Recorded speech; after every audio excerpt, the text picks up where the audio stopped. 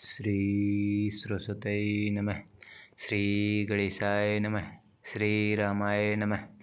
त्वमेव माता च पिता त्वमेव बन्धु च सखा त्वमेव विद्या द्रविडं त्वमेव सर्वं मम देव देवा।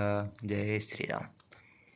सिया राम मैं सब जग जानी, करहूँ प्रणाम जोरी जुग पानी। जय श्री राम।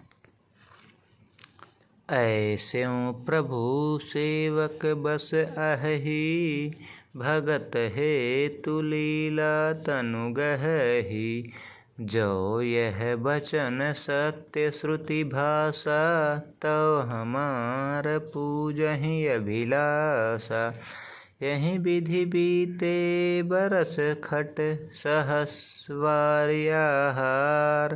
संबद सप्त सहस्त्र मुनि रहे समीर आधार।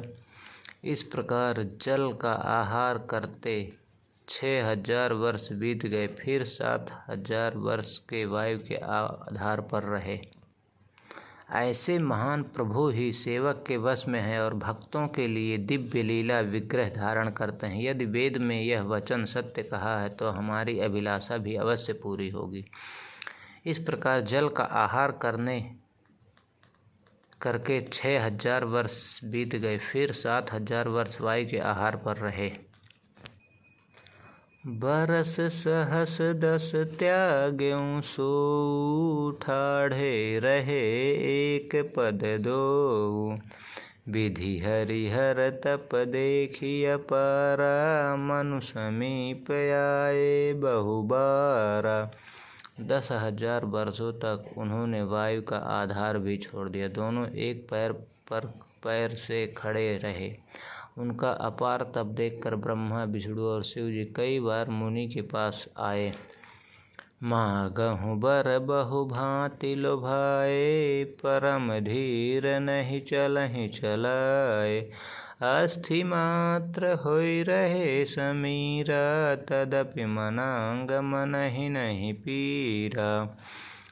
उन्होंने इन्हें अनेक प्रकार से ललचाया और कहा कि कुछ वर मांग लो, पर ये परम धैर्यवान राजा रानी अपने तप से किसी के डिगाए नहीं डिगे। यद्यपि उनका शरीर हड्डियों का ढांचा मात्र रह गया, फिर भी उनके मन में जरा सी भी पीड़ा नहीं थी।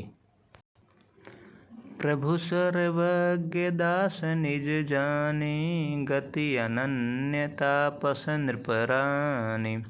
मागु बर भय नभ बानी, परम गंभीर कृपामृत सानी।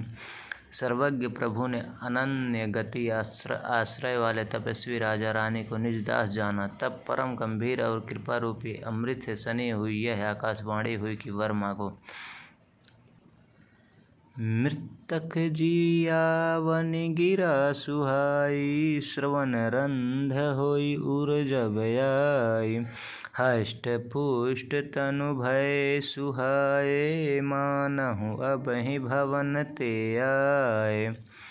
मुर्दे को भी जिला देने वाली यह सुंदर वाणी कानों के छेदों से होकर जब हृदय में आई, तब राजा रानी ने शरीर ऐसे सुंदर और हष्ट पुष्ट हो गए मानो अभी घर से आए हों।